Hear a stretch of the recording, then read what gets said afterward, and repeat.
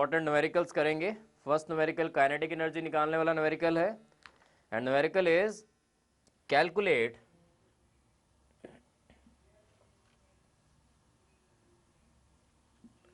The kinetic energy of 2 gram of oxygen at -23 degree Celsius.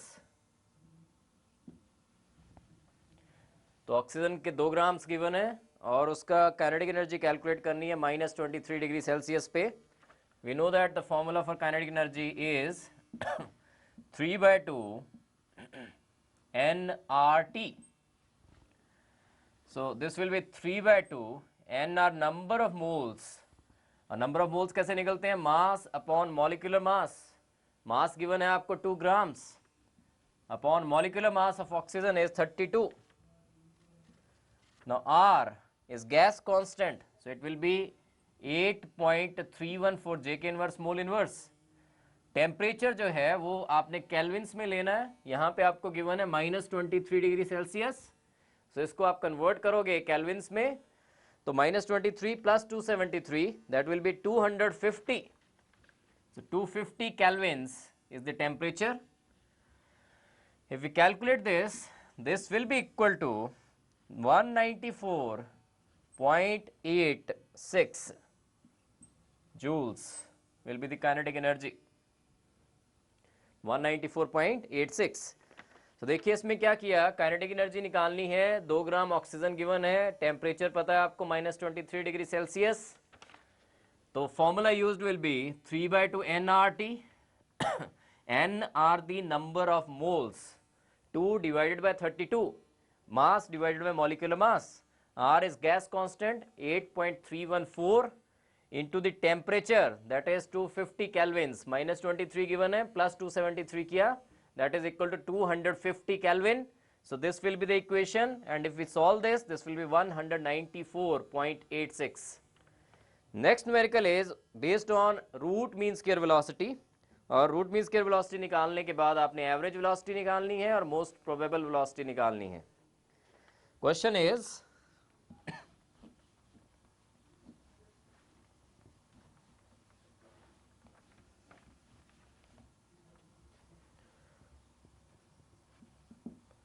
a gas consists of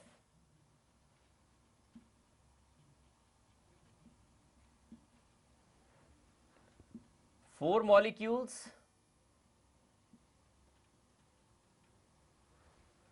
with a velocity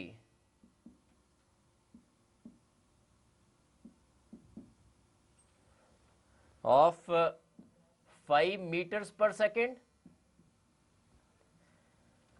Then we have 10 molecules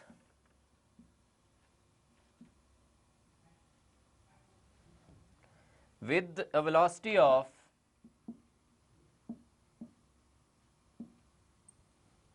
3 meters per second, and 6 molecules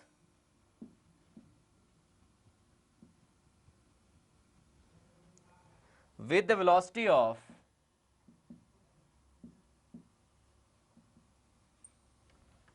6 meters per second. इनका अपने VRMS root mean square velocity निकालनी है. Then you have to calculate V average and then you have to calculate most probable velocity. तीनों चीजें निकालनी है आपको. तो अगर RMS निकल जाती है तो उससे आप एवरेज निकाल सकते हो. कैसे? 0.9213 से मल्टीप्लाई करके. और अगर RMS निकल जाती है तो उससे आप मोस्ट प्रोबेबल निकाल सकते हो. कैसे? 0.8164 से मल्टीप्लाई करके. तो आपका फर्स्ट एम क्या होना चाहिए? रूट मीन स्क्वायर वेलोसिटी निकालने का एम होना चाहिए आपका. और रूट मीन स्क्वायर वेलोसिटी के लिए मैंने फॉर्मूला आपको बताया already. I have told you the formula for root mean square velocity is n1 u1 square plus n2 u2 square. जितने भी मॉलिक्यूल्स हैं यहाँ 3 तरह के, देखिए 4 मॉलिक्यूल्स हैं जिनकी वेलोसिटी 5 मीटर्स पर सेकेंड है, उसका 10 हैं जिनकी 3 मीटर्स पर सेकेंड है, फिर 6 हैं जिनकी 6 मीटर्स पर सेकेंड है, तो plus n3 into u3 square divided by n1 plus n2 plus n3 square root of this. So this will be equal to n1 4 into 5 square plus n2 is 10 into 3 square plus n3 6 molecules हैं into 6 square divided by 4 plus 10 plus 6 and square root of this. If we calculate this, this will be root mean square velocity is 4.50 meters per second. 4.50 meters per second. और जो average आएगी, this was root mean square velocity 4.50 metres पर second. No average कैसे निकलेगी? आपने 0.9213 से multiply कर देना है इसको 4.50 से, तो थोड़ा सा कम आएगा. 0.9 से मल्टीप्लाई कर रहे हो तो 4.5 से थोड़ी सी वैल्यू कम होगी and answer will be in this case 4.3 metres पर second. Similarly you have to calculate most probable velocity. तो मोस्ट प्रोबेबल कैसे निकलती है? 0.8164 से रूट मीन स्क्वायर वेलोसिटी को मल्टीप्लाई कर दिया जाए 4.50 into 0.8164, that will give you the most probable velocity, and in this case it will be 3.67 meters per second. So this is the numerical based on root mean square velocity. पहले root mean square velocity calculate की, उससे average निकाली, 0.9213 से multiply किया root mean square velocity को, और most probable निकाली 0.8164 से मल्टीप्लाई किया रूट मीन स्क्वायर वेलोसिटी को, और आंसर्स आ रहे हैं 4.50. This is the root mean square velocity. उससे थोड़ा सा कम 4.3 मीटर्स पर सेकेंड इज एवरेज वेलोसिटी, और 3.67 is the most probable velocity. Next numerical is again on the RMS velocity, but in the next numerical we are not given number of molecules. The formula used will be under root 3 RT upon M, because question is calculate the RMS velocity, root mean square velocity of methane molecules at 27 degree Celsius. This is the question. RMS निकालनी है methane molecule की at 27 degree Celsius. So formula used will be under root 3 RT by M. अब इसमें M is the molecular mass, T is the temperature in kelvins, R is the gas constant. but R के जो units लेने हैं आपने बड़े ध्यान से लेने हैं कि R आप MKS में लेना चाहते हो या CGS में लेना चाहते हो. मास किस में ले रहे हो आप? मीथेन का क्या मास है? 16 ग्राम्स.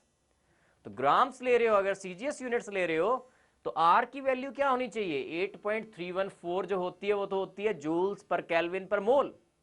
तो जूल्स को आपको अर्ग्स में कन्वर्ट करना पड़ेगा, सीजीएस यूनिट्स लेने पड़ेंगे, और आपको पता है कि 1 जूल जो होता है that is equal to 10 raised to power 7 ergs. तो आपको फॉर्मूला याद रखना है. देखिए कि R जो है वो है 8.314 जेके इनवर्स मोल इनवर्स. तो ये तब ले रहा हूं अगर जूल्स में है वैल्यू, बट यहां पे क्योंकि मास में ग्राम्स में ले रहा हूं तो मैं इसको R को जूल्स में नहीं ले सकता, उसको भी मेरे को क्या करना, अर्ग्स में लेना पड़ेगा. मास अगर मैं ग्राम्स में ले रहा हूं तो मेरे को यहां पे R की वैल्यू जो है अर्ग्स में लेनी पड़ेगी, और R will be equal to 8.314 into 10 raised to power 7 ergs पर kelvin per mole. Otherwise your answer will be wrong. So it will be 3 into 8.314 into 10 raised to power 7. Temperature कितना given है? 27 degree Celsius. That is 273 plus 27 300 Kelvin. Upon mass is, methane is CH4, C का 12 और 4 hydrogen से उनका 4 हो जाएगा, plus करके आ जाएगा 16 grams. So these will be the values which you will use, and this will be 683.9 into 10 raised to power 2 centimeters per second. This will be the RMS velocity. This will be in centimeters per second. So these were the numericals based on RMS, average, most probable, and kinetic energy. Now next topic is deviations from ideal gas behavior.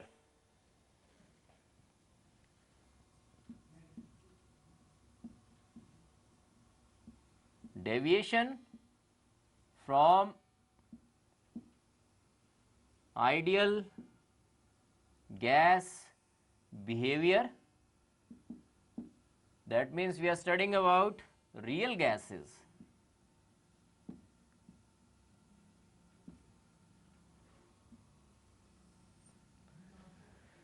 तो सबसे पहले ideal gases कौन सी होती हैं? ऐसी gases जो PV is equal to NRT, ideal gas equation को follow करें, साथ में सारे के सारे गैस लॉ जो हमने किए हैं, Boyle's law, Charles law, Avogadro's law, उनको भी फॉलो करें at every temperature and pressure, are known as ideal gases. But जितनी भी डे टू डे लाइफ में हम गैसेस स्टडी करते हैं, जैसे नाइट्रोजन है, ऑक्सीजन है, अमोनिया है, CO2 है, these are not ideal gases, these are real gases, because these gases CO2 हो गया, N2 हो गया, ऑक्सीजन हो गया, ये gases PV is equal to NRT, that is ideal gas equation, और सारे के सारे जो गैस लॉज हैं उनको फॉलो नहीं करती at all temperatures and pressures. So क्योंकि ये गैसेस सारे के सारे गैस लॉज और PV is equal to NRT gas equation को फॉलो नहीं करती at every temperature and pressure, therefore these are non-ideal gases and also known as real gases. तो रियल गैसेस कुछ पर्टिकुलर कंडीशंस पे, पर्टिकुलर टेम्परेचर और particular pressures पे ideally behave कर सकती हैं. दैट मीन्स हमने रियल गैसेस का बिहेवियर स्टडी करना है अंडर द टू हेडिंग्स. एक है इफेक्ट ऑफ प्रेशर और दूसरा है इफेक्ट ऑफ टेम्परेचर, कि प्रेशर का क्या इफेक्ट पड़ता है और टेम्परेचर का क्या इफेक्ट पड़ता है on the nature of the real gases. क्या वो आइडियली बिहेव कर सकती हैं किसी प्रेशर पे, क्या वो आइडियली बिहेव कर सकती हैं किसी पर्टिकुलर टेम्परेचर पे. तो ये दो इफेक्ट्स हमने स्टडी करने हैं. तो first is effect of pressure.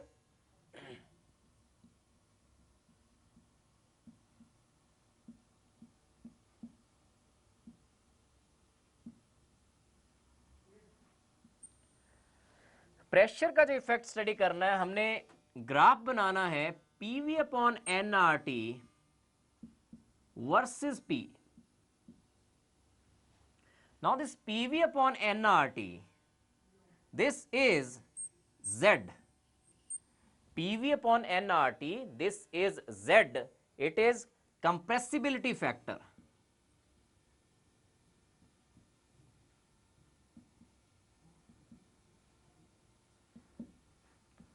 This is compressibility factor.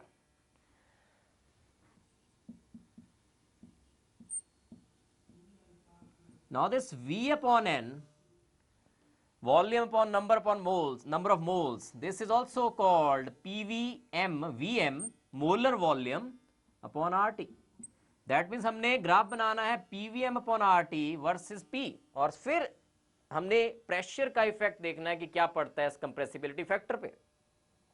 सबसे पहले हमने ये देखना है कि कंप्रेसिबिलिटी फैक्टर क्या चीज है, इससे हम क्या क्या इन्फर कर सकते हैं, क्या क्या रिजल्ट्स निकाल सकते हैं.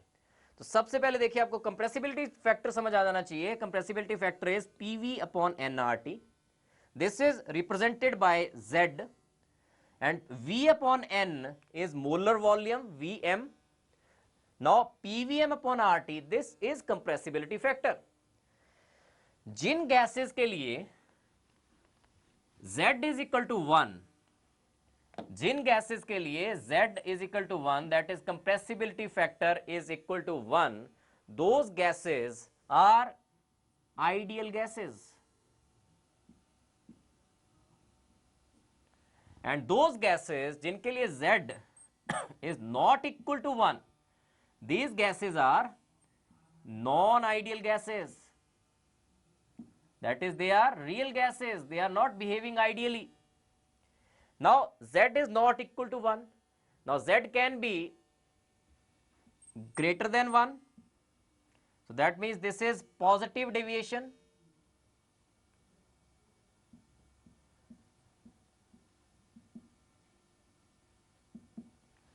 Z is greater than 1 means this is positive deviation. कहाँ से positive deviation? कौन सा reference है? Ideal gas behavior से positive deviation. Ideality से positive deviation. So Z is greater than 1 means positive deviation from the ideal gas behavior. और जब positive deviation होगी तो आपको ये याद रखना है, जिस भी गैस के लिए positive deviation होगी from the ideal gas behavior, those gases are less compressible as expected from the ideal gas behavior. तो जिनमें पॉजिटिव डिविएशन है जिन गैसेस में फ्रॉम द आइडियल बिहेवियर, वो वाली गैसेस लेस कंप्रेसिबल होंगी, उनकी वॉल्यूम ज्यादा होगी, लेस कंप्रेसिबल होंगी, उनकी वॉल्यूम ज्यादा होगी. किससे ज्यादा होगी? जितनी की एक्सपेक्टेड थी from the ideal gas behaviour, उससे इन वाली गैसेस में जिनका Z is greater than 1 volume ज्यादा आएगी. That means gases are less compressible.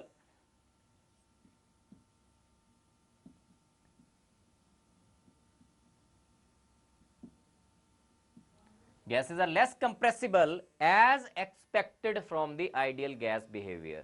तो ये कंपैरिजन जो हो रहा है वो आइडियल गैस बिहेवियर से हो रहा है.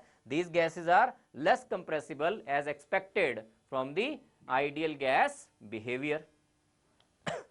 Next is second type of deviation is Z is less than 1. This is negative deviation from the ideal gas behavior.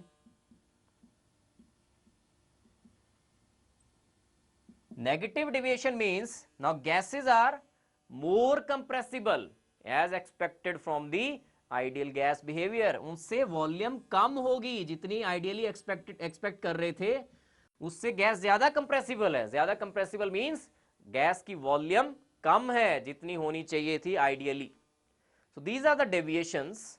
First is positive deviation, second is negative deviation. Positive deviation में gases are less compressible as expected from the ideal gas behavior. Negative deviation में gases are more compressible as expected from the ideal gas behavior. Now we will draw a graph between compressibility factor and the pressure for certain real gases. तो effect of pressure हम study कर रहे हैं.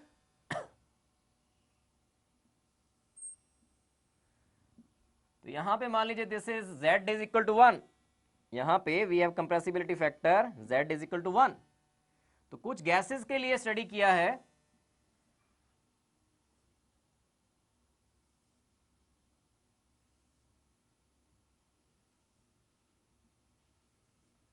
This is hydrogen, helium, nitrogen, oxygen, CH4 and CO2. अब देखिए जो hydrogen और helium है, यहां को प्रेशर्स हैं.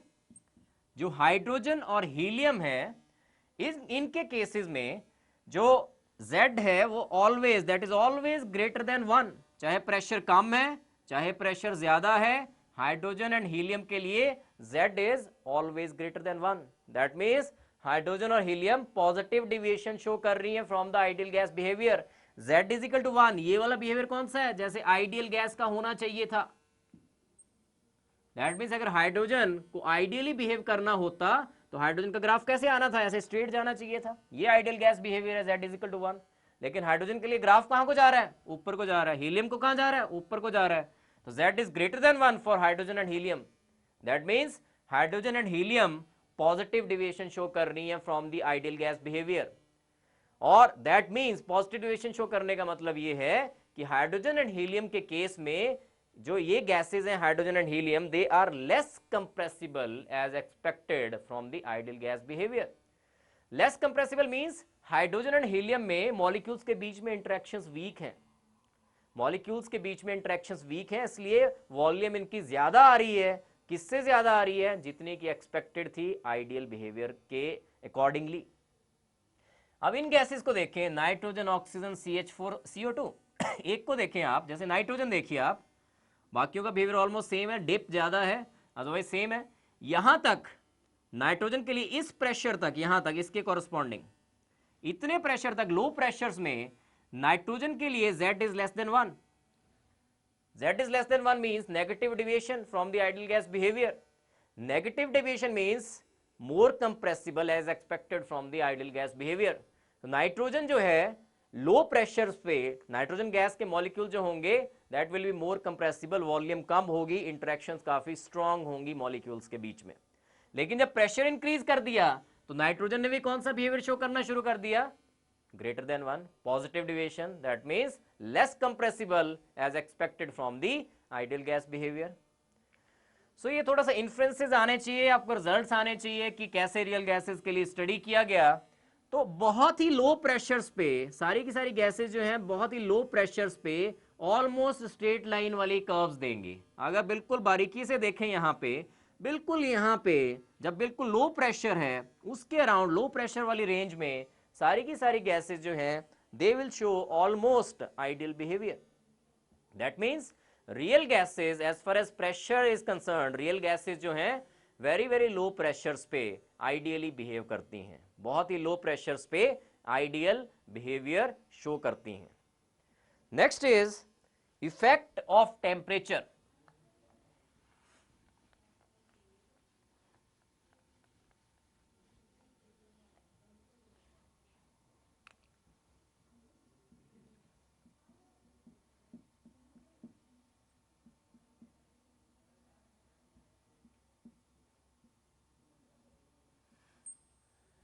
नाउ रियल गैसेस के बिहेवियर पे टेम्परेचर का क्या इफेक्ट पड़ता है, ये भी साइंटिस्ट ने क्या किया, स्टार्टिंग में नाइट्रोजन गैस को स्टडी किया कि उसके ऊपर क्या इफेक्ट पड़ेगा अगर टेम्परेचर आप इंक्रीज या डिक्रीज करवाएं। तो ग्राफ जो था, साइंटिस्ट ने ग्राफ बनाया on the Y axis PVM and on the X axis P, जैसे बॉयल्स लॉ के लिए आपको बताया था, ग्राफ बनाया था।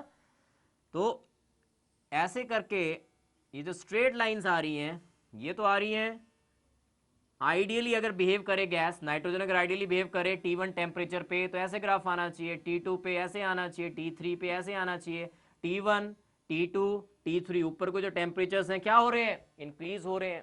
ये आपको ऑलरेडी मैंने बताया था, बॉयल्स लॉ की ग्राफिकल रिप्रेजेंटेशन में बता रखा है कि ये जो है ग्राफ कैसे आता है, PV और वर्सेस P में स्ट्रेट लाइन ग्राफ आता है, because PV has to be constant, PV has to be constant जब तक कि टेम्परेचर कांस्टेंट रहता है लेकिन जब टेम्परेचर राइज कराओगे तो ग्राफ ऊपर को शिफ्ट होगा। नाइट्रोजन के लिए स्टडी किया गया कि T1 टेम्परेचर पे ऐसे आ रहा था, T2 टेम्परेचर पे ऐसे आ रहा था, T3 टेम्परेचर पे ऐसे आ रहा था। दैट मीन जैसे जैसे टेम्परेचर इंक्रीज कर रहे हो आप, डिप इन द कर्व जो है, ये डिप इन द कर्व जो है वो डिक्रीज हो रहा है। Dip in the curve decrease होने का मतलब ये है कि गैस जो है ऑलमोस्ट आइडियल बिहेवियर की साइड को जा रही है जैसे जैसे आप टेम्परेचर इंक्रीज करवा रहे हो। जैसे जैसे टेम्परेचर इंक्रीज करवा रहे हो जो रियल गैस है that is showing almost ideal behaviour, because dip in the curve जो है वो डिक्रीज हो रहा है with the rise in temperature. और वो टेम्परेचर जिसमें कि कोई real gas appreciable range of pressure के लिए, वो टेम्परेचर जिस पे कोई real gas appreciable range of pressure के लिए आइडियली बिहेव करे, that temperature is known as Boyle's temperature.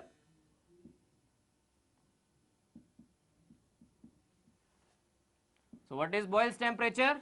It is that temperature, ये वो टेम्परेचर है जिस टेम्परेचर पे कोई भी real gas appreciable range of pressure के लिए आइडियल गैस बिहेवियर शो करे।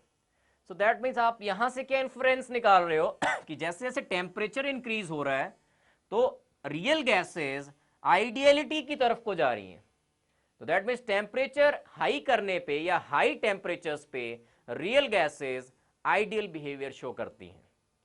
तो दोनों को मिक्सअप करें अगर प्रेशर और टेम्परेचर को, तो रियल गैसेस लो प्रेशर और हाई टेम्परेचर पे आइडियली बिहेव करती हैं।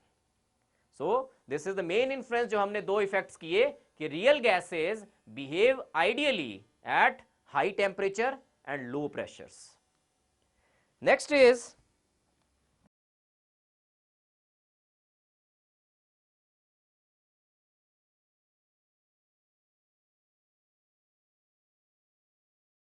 what is the cause of deviation? जो रियल गैसेस डेविएट की फ्रॉम आइडियलिटी, उसका कॉज क्या है? सो मेन कॉज है दो faulty assumptions in the kinetic molecular theory of gases. दो एजम्पशंस जो हैं kinetic molecular theory of gases में गलत हैं। फर्स्ट एजम्पशन एक है जिसमें कि कहा गया कि volume occupied by the gas molecules is negligible as compare to the total volume of the gas. Second assumption मैंने बताई थी, उसमें यह कहा गया था कि गैस मॉलिक्यूल्स को क्या माना जा रहा है, पॉइंट्स की तरह माना जा रहा है कि उनकी कोई अपनी वॉल्यूम नहीं होती। लेकिन ये एक फॉल्टी एजम्पशन है कि volume occupied by the gas molecules negligible है as compare to the total volume of the gas. तो ये वाली जो एजम्पशन फर्स्ट मैं कह रहा हूं गलत है। ये जब प्रेशर इज लो, जैसे यहां गैस है, प्रेशर लो का मतलब पिस्टन काफी ऊपर होगा, वॉल्यूम बहुत ज्यादा होगी, उस केस में तो मान लीजिए आपने गैस मॉलिक्यूल्स की वॉल्यूम को नेग्लेक्ट कर दिया। जब लो प्रेशर है एंड हाई टेम्परेचर है, उस केस में तो मान लीजिए आपने इनको नेग्लेक्ट कर भी दिया तो उतना ज्यादा डेविएशन नहीं आएगी, उतना ज्यादा फर्क नहीं पड़ेगा। लेकिन इसको अगर नीचे कंप्रेस करें, प्रेशर को इंक्रीज करें और टेम्परेचर को लो करें, तो हाई प्रेशर कंडीशंस पे और लो टेम्परेचर कंडीशंस पे आप इन गैस मॉलिक्यूल्स की वॉल्यूम को नेग्लेक्ट नहीं कर सकते। सो फर्स्ट एजम्पशन जो गलत है वो ये है कि गैस मॉलिक्यूल्स की volume is negligible as compare to the total volume of the gaseous sample. That assumption was wrong because at high pressure conditions and low temperature condition आप इन वॉल्यूम्स को, गैस मॉलिक्यूल्स की जो volume है, उनको neglect नहीं कर सकते। सेकेंड एजम्पशन जो गलत है वो ये है कि एक एजम्पशन में कहा गया kinetic molecular theory of gases में कि there are no interactions between the gas molecules, ना ही अट्रैक्टिव ना ही रिपल्सिव। तो ये भी बिल्कुल गलत बात है कि चलो जब लो प्रेशर है और हाई टेम्परेचर, उसमें तो मान लिया कि there are no interactions. High temperature condition है, बहुत जोर से मॉलिक्यूल्स रैंडमली मूव कर रहे हैं, there are no interactions, time ही नहीं मिल रहा है इंटरैक्ट करने के लिए। लो प्रेशर है, गैस मॉलिक्यूल्स बहुत दूर हैं, ठीक है, there are no interactions between the gas molecules. But यही बात हाई प्रेशर कंडीशंस पे और लो टेम्परेचर कंडीशंस पे, low temperature means kinetic energy is low, molecules उतना जोर से बहुत जल्दी से रैंडमली मूव नहीं कर रहे, और हाई प्रेशर मींस अब वॉल्यूम कम हो गई है, तो इस केस में आप इन मॉलिक्यूल्स की जो इंटरैक्शंस हैं उनको नेग्लेक्ट नहीं कर सकते। So these two assumptions were wrong, और इन्हीं की वजह से डेविएशन आ रही है in cases of real gases from the ideal gas behaviour. Next is corrections.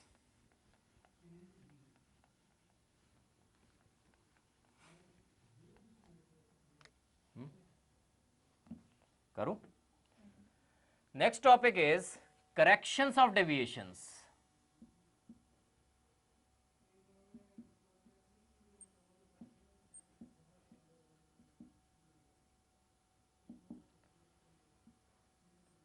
और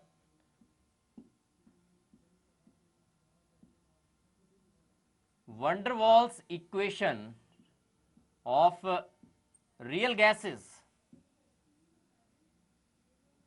Vanderwaals equation of real gases. So first एक assumption जो मैंने बताई आपको faulty assumption है, वो है कि volume occupied by the gas molecules is negligible as compared to the total volume. But in case of real gases, जैसे यहाँ पे इसमें गैस है, उसके मॉलिक्यूल्स हैं, अब इस केस में आप इसको नेग्लेक्ट नहीं कर सकते। Volume occupied by the gas molecules can not be neglected. That means free volume available जो है, वैसे तो हम ये मान रहे हैं कि this is the free volume, जितनी कंटेनर की वॉल्यूम है दैट इज द वॉल्यूम, क्योंकि ऐसा कहा गया एजम्पशन में कि इनकी वॉल्यूम ही नहीं है, that means free volume available for the gas molecules को कितनी है, we this is the free volume अगर इनकी गैस मॉलिक्यूल्स की वॉल्यूम को नेग्लेक्ट कर दिया जाए। लेकिन this is not the free volume. Free volume कौन सी है, इनको माइनस करवाना पड़ेगा, इन गैस मॉलिक्यूल्स की वॉल्यूम को माइनस करवाना पड़ेगा कि अब गैस मॉलिक्यूल्स को फ्री वॉल्यूम कौन सी अवेलेबल है, इनको छोड़ के जो बाकी वॉल्यूम है that is the free volume.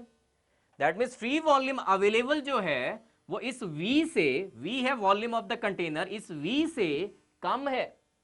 तो इसलिए वंडरवॉल ने इस वॉल्यूम से V ऑब्जर्व्ड में से, दिस इज V ऑब्जर्व्ड में से एक क्वांटिटी को डिडक्ट करवाया and that is V corrected. So V corrected is V observed minus B। ये B जो है दिस इज को वॉल्यूम, B इज को वॉल्यूम और एक्सक्लूडेड वॉल्यूम, को वॉल्यूम और एक्सक्लूडेड वॉल्यूम।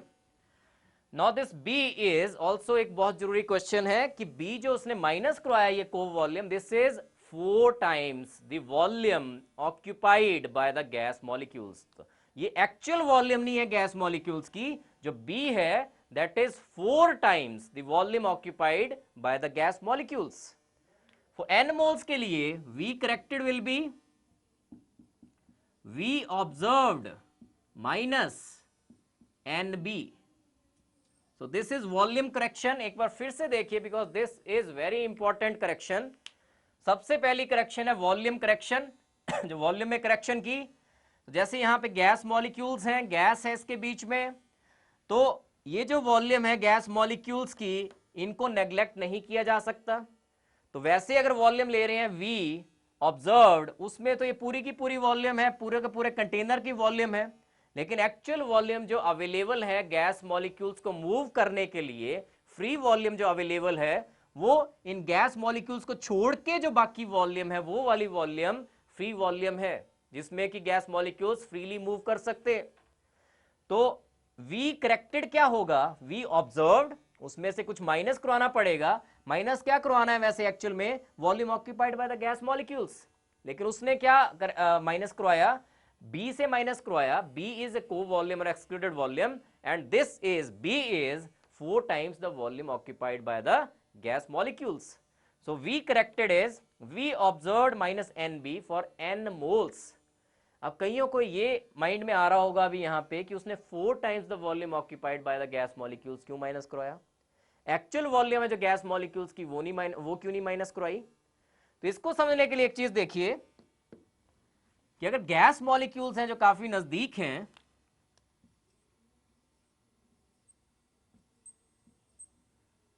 जैसे ये गैस का सैंपल है, इसमें फ्री वॉल्यूम जो है, जब गैस मॉलिक्यूल्स इतने मॉलिक्यूल्स हैं उनके बीच में जो वॉल्यूम है, यहां तो दूसरे वाले मॉलिक्यूल्स एंटर नहीं कर सकते, दैट मीन्स ये भी वॉल्यूम वेस्ट हो रही है।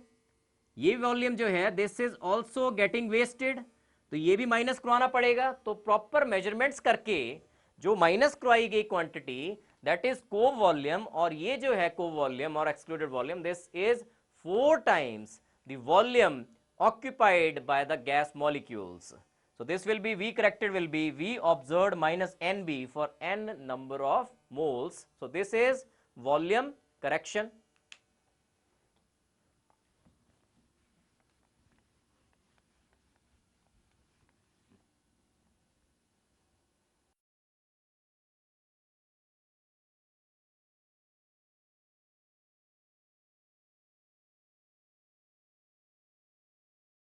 Second correction is correction due to intermolecular forces।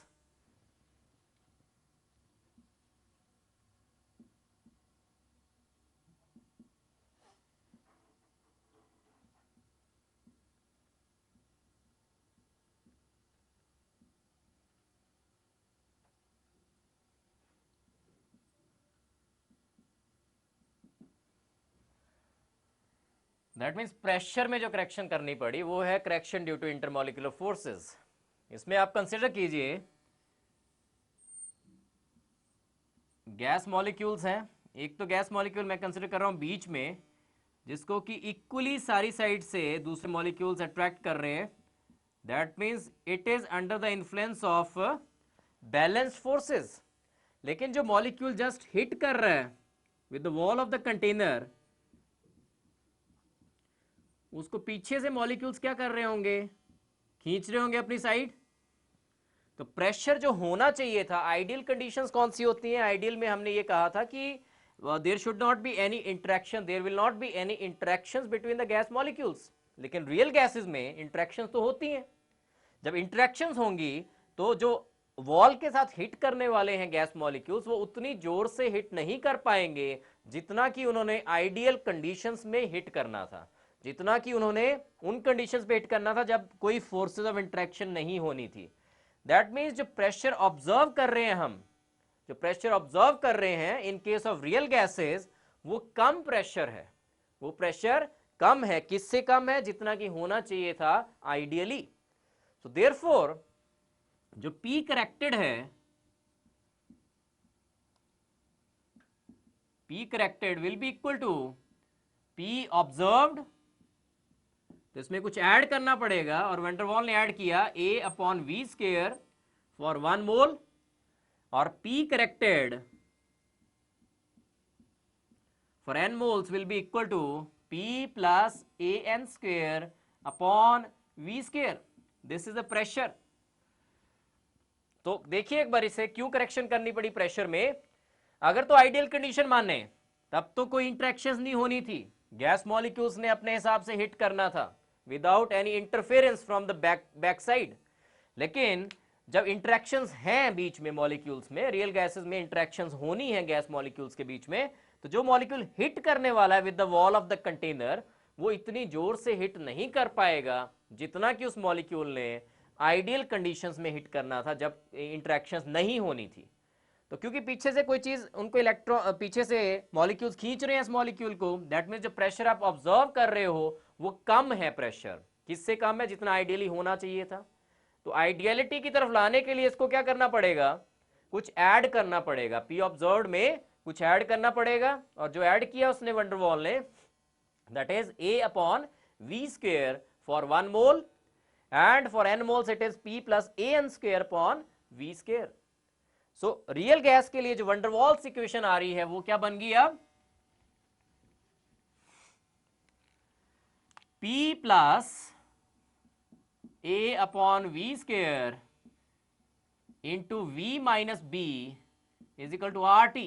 This is for 1 mole. और n moles के लिए it will be P plus AN² upon V² into V minus NB is equal to nRT. This is for n moles, and this is van der Waals equation for real gases. अब इसमें A और B के हमने significance करने हैं और units करने हैं कि how can you calculate the units and what are the significance of A and B. These are van der Waals constants. A and B are called van der Waals constants.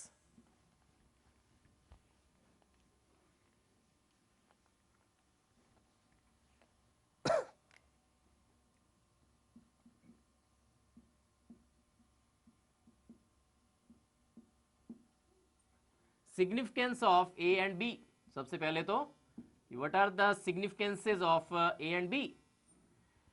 ए जो है that signifies the forces of interaction between the gas molecules. जितनी ज्यादा interactions होंगी gas molecules के बीच में, ए की value उतनी ज्यादा होगी। और बी क्या सिग्निफाई करता है, बी है क्या, इनकंप्रेसिबल वॉल्यूम, को वॉल्यूम और excluded volume, and it signifies the incompressible volume or the volume occupied by the gas molecules. एक बार फिर से सुनिए, A क्या सिग्निफाई करता है, the forces of interaction between the gas molecules. B क्या सिग्निफाई करता है, it signifies कि कितनी वॉल्यूम इनकंप्रेसिबल है या फिर कितनी वॉल्यूम ऑक्यूपाइड है by the gas molecules. Now second, इसमें हमने देखना है कि what are the units of A and B.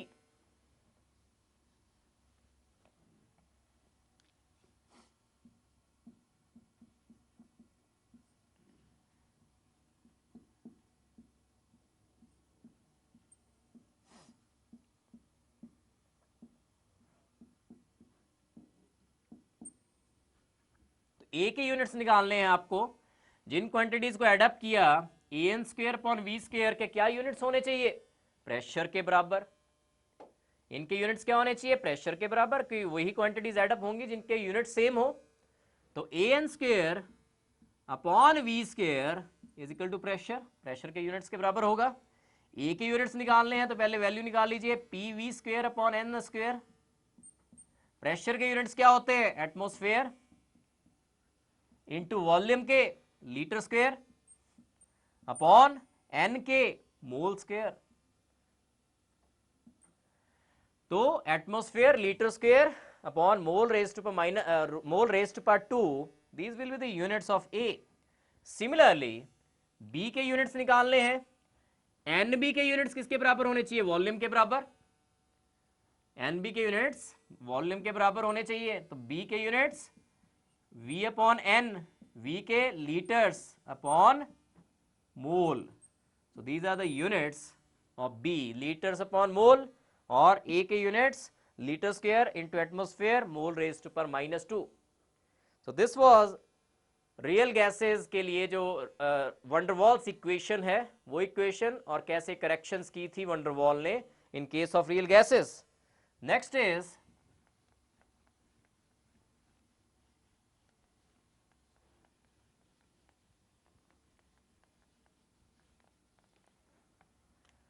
Critical temperature क्या होता है?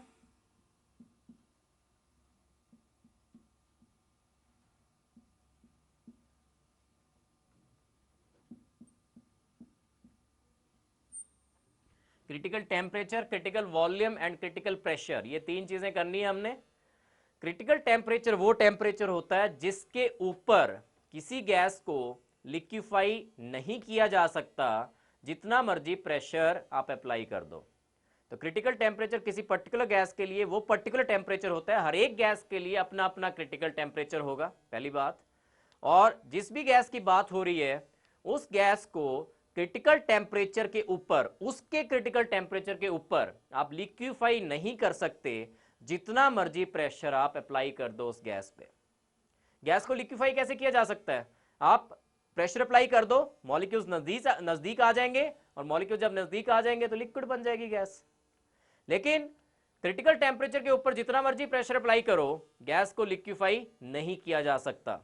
And TC critical temperature is equal to 8A upon 27 RB. A and B are van der Waals constants. R is universal gas constant. Next is critical pressure.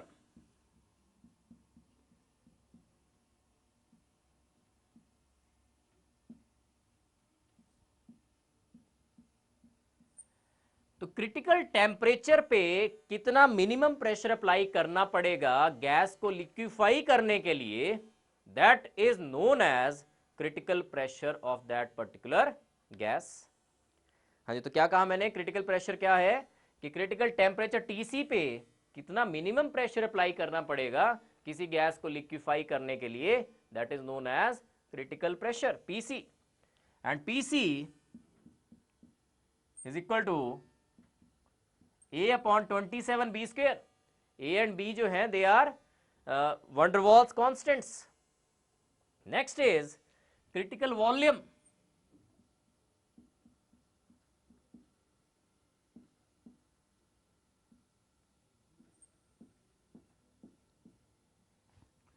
तो critical volume क्या है?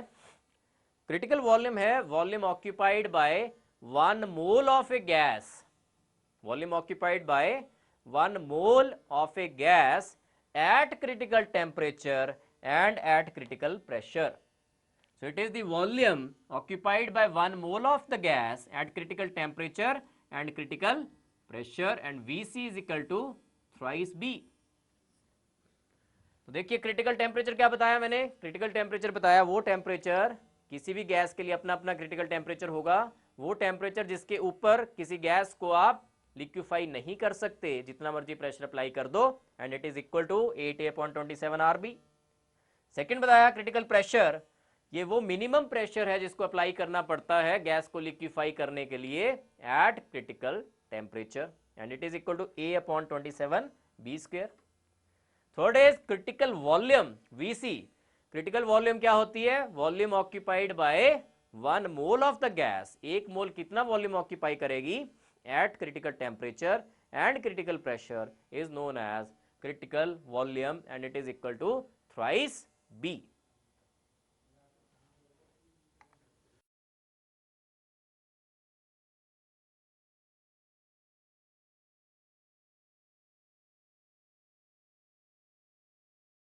Next, we will cover up the assignments now.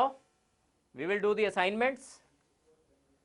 First question in your assignments is a 20-gram chunk of dry ice is placed in an empty 0.75 liter wine bottle tightly closed. What would be the final pressure in the bottle after all CO2 has been evaporated and temperature reaches to 25 degree Celsius? तो देखिए क्या क्या है। 20 ग्राम है chunk of dry ice, 20 gram of chunk ice है first question.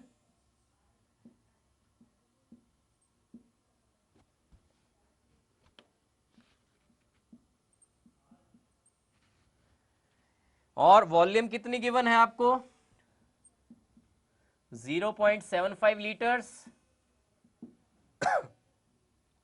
What would be the final pressure in the bottle after all CO2 has been evaporated and temperature इतना दिया 25 degree Celsius. 25 means 25 plus 273 that is equal to 298 Kelvin. This is the temperature. Now you have to calculate the pressure. PV is equal to nRT.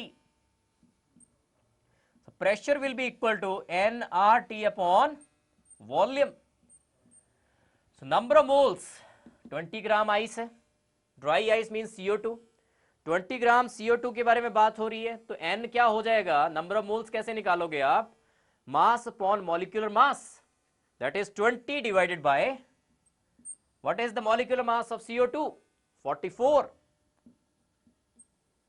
Now R will be 0.0821, क्योंकि volume मैं litres में लूंगा, 0.0821 ले रहा हूं because volume मैं litres में लूंगा एंड आंसर जो ऑप्शंस हैं दे आर इन एटमॉस्फेयर, तो यूनिट विल बी आर के यूनिट में ले रहा हूं 0.082, जो वैल्यू है आर की दैट इज 0.0821 लीटर एटमॉस्फेयर पर केल्विन पर मोल।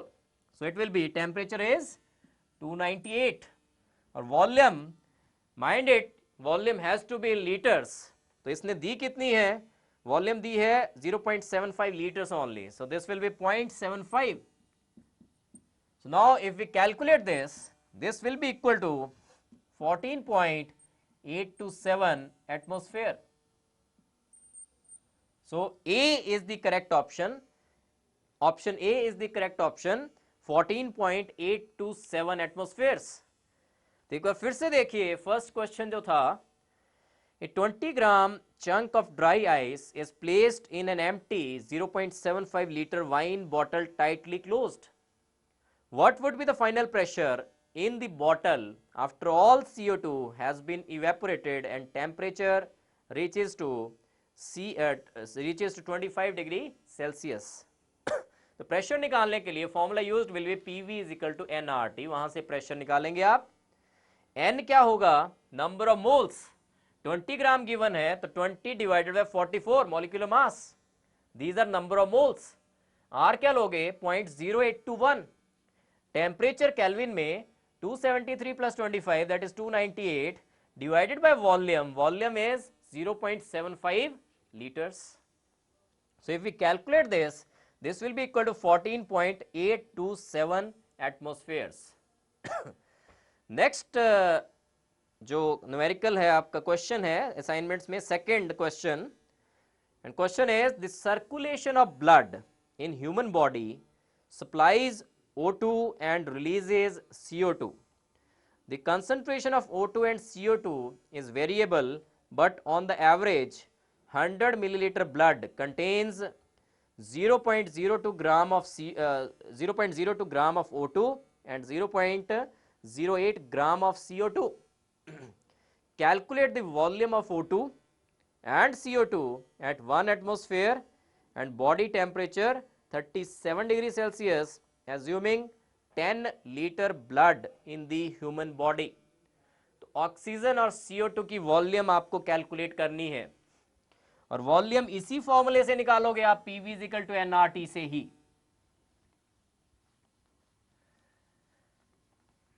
तो ब्लड है कितना, 10 लीटर। तो पहले आइए आप O2 के केस में, PV = nRT, volume will be equal to nRT upon P। अब यहां पे नंबर ऑफ मोल्स क्या लोगे आप, 0.02 ग्राम O2 जो है वो है 100 मिलीलीटर में, लेकिन बात हो रही है 10 लीटर की। आपने 10 लीटर में कितनी O2 होगी वो निकालना है पहले। तो 100 मिलीलीटर में आपको गिवन है 0.02, तो 10 लीटर्स में 10 इंटू 1000 मिलीलीटर में कितनी होनी चाहिए, 2 ग्राम। इट विल बी 2 ग्राम आएगा आपका O2। नंबर ऑफ मोल्स कैसे ले लेंगे आप, N, number of moles will be mass upon molecular mass of O2 is 32, R will be 0.0821, temperature कितना दिया हो बॉडी का टेम्परेचर 37 डिग्री सेल्सियस, और that will be 273 plus 37, that will be 310 upon pressure, और प्रेशर क्या given है आपका 1 atmosphere. So these are the values. N जो है ये जरा ध्यान से लेना आपने, क्योंकि 10 लीटर ब्लड की बात हो रही है बॉडी में, वहां पे 0.02 ग्राम O2 जो दिया हुआ है वो दिया हुआ है आपको 100 मिलीलीटर में। तो आपने 10 लीटर में कितने ग्राम O2 होगी पहले वो निकालना है, और वो आ रही है 2 ग्राम। और 2 ग्राम को आपने मोल्स में कन्वर्ट करना है। 2 grams divided by 32, mass upon molecular mass, these are the number of moles. R will be 0.0821, temperature is 310, pressure is 1 atmosphere, and this will be equal to 1.59 liters. So this is the first part, 1.59। वैसे options में एक ही है जो 1.59 है। वैसे second कैसे निकालना था आपने, सेम इसी मैनर से। CO2 के बारे में देखिए आप क्वेश्चन में कितनी CO2 है 100 मिलीलीटर में, 0.08 ग्राम। 10 लीटर में कितनी हो जाएगी, 8 ग्राम। नंबर ऑफ मोल्स क्या आ जाएंगे, 8 divided by 44। So by using the same equation CO2 की वॉल्यूम भी कैलकुलेट की जा सकती है, and that volume will B 4.62 litres. So second का C is the correct option, 1.59 litres and 4.62 litres. Third question जो है,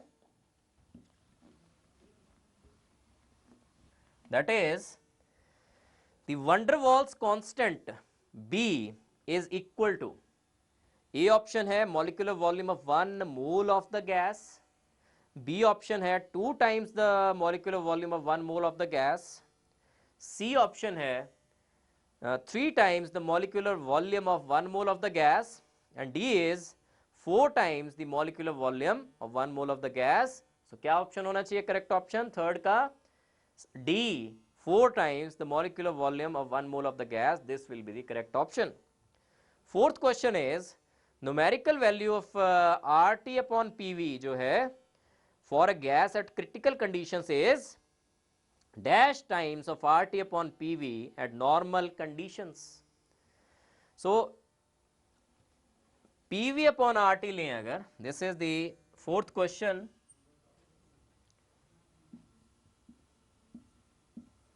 तो क्रिटिकल कंडीशंस में लिया जाए सारा कुछ, तो कितना यूनिट्स आ रहे हैं देखिए क्या आएगा इसमें। पीसी क्या होता है अभी बताया मैंने आपको, A/27 B square, VC is thrice B, TC is 8A/27 RB। ये वैल्यूज डाल दी जाए अगर, this will B 3/8। So PV upon RT critical conditions पे जो लिया जाता है PV अपॉन RT, वो 3/8 टाइम्स होता है as compare to PV upon RT normal conditions पे उससे। तो पूछा क्या गया है, RT upon PV, RT upon PV for a gas at critical conditions will be, अगर PV upon RT at critical conditions is 3/8 times the value at normal conditions, तो RT upon PV क्या होना चाहिए, 8/3 times। उल्टा पूछा उसने, तो C will be the correct option, fourth का C, 8/3। Fifth question, the ratio of average speed of an oxygen molecule to the RMS speed of a nitrogen molecule at the same temperature is, and repeating the question again, fifth question, the ratio of average speed of an oxygen molecule to the RMS speed of a nitrogen molecule at the same temperature is,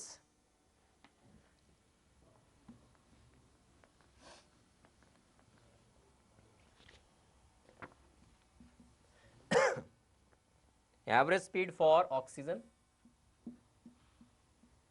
divided by RMS speed for nitrogen। पहली बात, average क्या होती है, average का formula क्या होता है, 8RT/πm। तो किसके लिए ले रहे हैं एवरेज, 8RT/πm, मॉलिक्यूलर मास किसका लूम है, ऑक्सीजन का, दैट इज 32। और आरएमएस क्या होती है, डिवाइडेड बाय आरएमएस करना है हमने, that is √3RT upon m, molecular mass for nitrogen is 28, so this will be 8RT/32 pi into 28 upon 3RT, under root of this RT cancels out because same temperature है, तो RT R भी constant है, T भी constant है, this cancels out, we are left with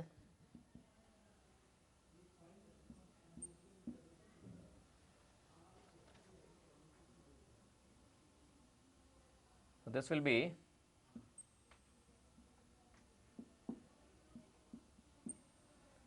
under root of 7 into divided by 3 pi.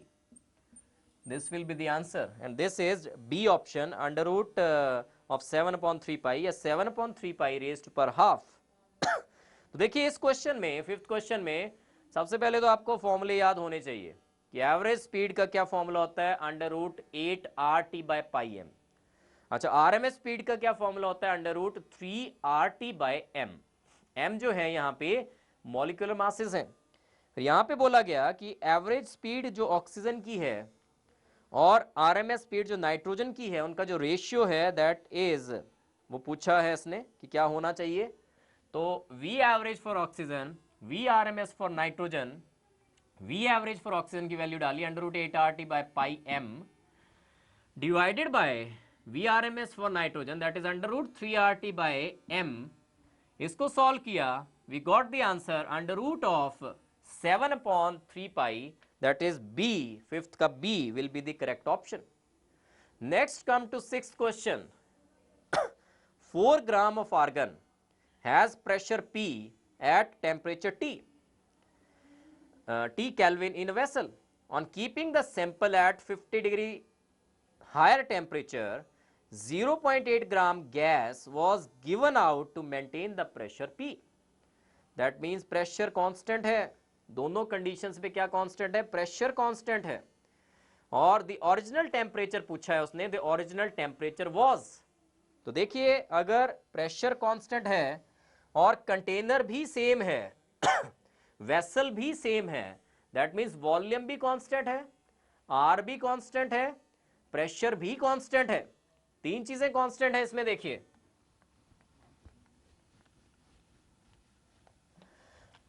वैसे equation क्या होती है, this is sixth question, ideal gas equation is PV is equal to nRT।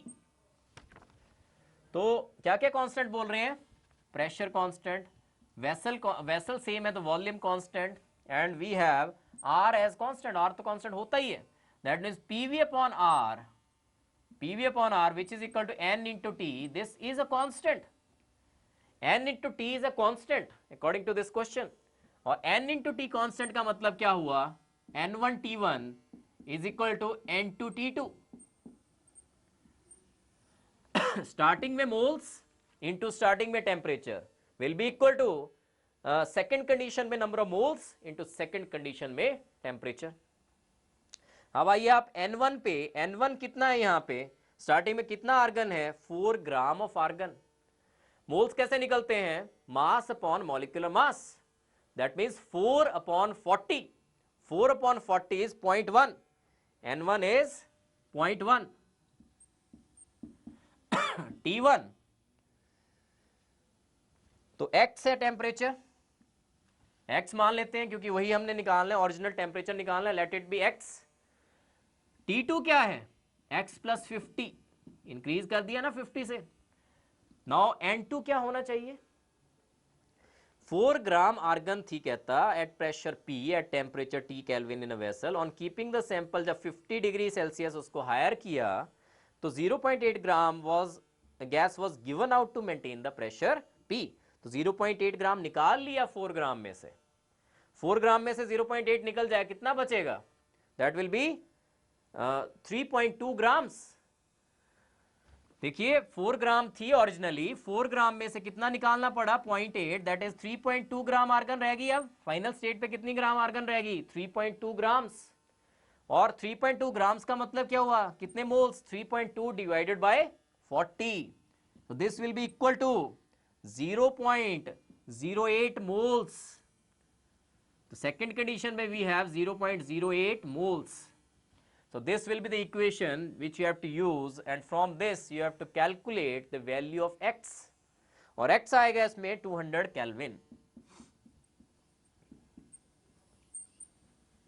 So that means sixth का C is the correct option।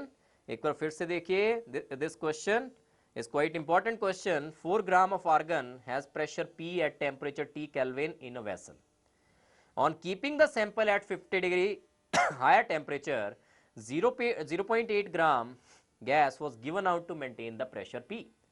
that is pressure क्या रखा, constant, vessel same, pressure रखा constant, R होता है constant, ideal gas equation है PV is equal to nRT, P constant, V constant, R constant, PV upon R will be a constant, that means N into T will be a constant, or we can say that N1 T1 will be equal to N2 T2। N1 number of moles starting में, कितने ग्राम argon है, 4 ग्राम, moles कैसे बन जाएंगे, 4 upon 40, that is 0.1। Temperature starting में मान लीजिए x है, T2 क्या हो जाएगा, x प्लस 50। N2 क्या होगा, 4 ग्राम में से 0.8 ग्राम गैस को निकालना पड़ा प्रेशर P मेंटेन करने के लिए, that means 4 minus 0.8 that is 3.2 ग्राम रहेगी आर्गन। 3.2 का मतलब क्या होता है, 3.2 डिवाइडेड बाय 40, इतने मोल्स रहेगी है 0.08, तो दिस इज N2 0.08, इक्वेशन बन गई, and from this we found out the value of x and that is equal to 200 kelvin. So sixth का C is the correct option. Next is seventh question, the gases A and B have molecular masses 64 and 100 रिस्पेक्टिवली। दो gases हैं, एक का molecular mass 64 है, दूसरे का 100 है। If A effuses out of porous plug at a rate of 15 milliliter per second, the rate of effusion of the other gas under similar conditions will be। So आपने इसमें भी Graham's law of diffusion use करना है, चाहे effusion हो चाहे diffusion हो, laws are the same, Graham's law of diffusion you have to use। effusion क्या होता है, अगर स्मॉल एपर्चर से गैस बाहर निकले, स्मॉल एपर्चर से अगर गैस बाहर निकले that is known as effusion. Otherwise laws जो हैं ग्राहम लॉ के वही यूज होने हैं सेम, चाहे एफ्यूजन हो चाहे डिफ्यूजन हो। तो सेवंथ क्वेश्चन देखिए, ए एंड बी गैसेज हैं, r A upon r B, this is equal to molecular mass for B, ऊपर जाएगा inversely proportional square root of molecular masses upon M में। Now he is saying that if A effuses out of porous plug at a rate of 15 millilitre per second, तो R A आपको given है, R A is 15 millilitre per second, R B आपको calculate करना है। ए का molecular mass ए का molecular mass 64 और B का molecular mass 100. You have to calculate Rb from this equation, and Rb will be equal to 12 milliliters per second. So 7th का A is the correct option, 12 milliliters per second. Next question is 8th question. Equal masses of methane and hydrogen are mixed in an empty container at 25 degrees Celsius. The fraction of the total pressure exerted by hydrogen is. तो fraction of the total pressure exerted by hydrogen निकालने के लिए आपको mole fraction of hydrogen निकाल देनी है. You have to calculate the mole fraction of hydrogen. The fraction of total pressure exerted by hydrogen. तो इसमें आपने mole fraction of hydrogen calculate कर देनी है 8th क्वेश्चन में. मोल फ्रैक्शन कैसे निकलेगी? मोल फ्रैक्शन फॉर हाइड्रोजन कैसे निकलती है? That will B number of moles of hydrogen divided by number of moles of hydrogen plus number of moles of second gas is methane. नीचे total number of moles, ऊपर moles bye moles given by hydrogen. तो equal weights हैं. Moles कैसे निकलते हैं? Weight upon molecular weight. Hydrogen का 2 divided by W by 2 plus W by 6 CH4 का molecular mass है 16. So this is the fraction of the pressure exerted by hydrogen. This is not the partial pressure. Partial pressure of hydrogen निकालना होता तो partial pressure of hydrogen क्या होना था?